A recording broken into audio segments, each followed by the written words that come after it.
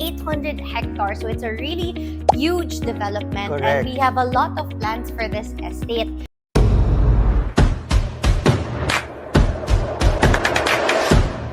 Hi future homeowners! Welcome back again to our YouTube channel here at Your Top Realtor. So for today's vlog, we will going to feature another project here in Pampanga, none other than Alviera. And together with me, with Miss Alvera Sikat, one of the brokers network manager dito sa Ayala. Say hi ka muna, Ma'am Alvera. Hi to all the viewers of Your Top Realty. And thank you so much, Alan, for having me here today.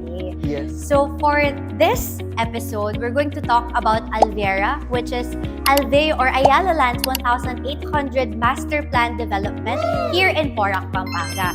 We have a scale model, so we will be discussing some of the components of the estate, and we will also be touching on Versala, which is what Alveo's featured project in Alviera is, as well as some of the estate updates or the key events that Ayala has planned in store for all of our clients and all of our future clients for this estate.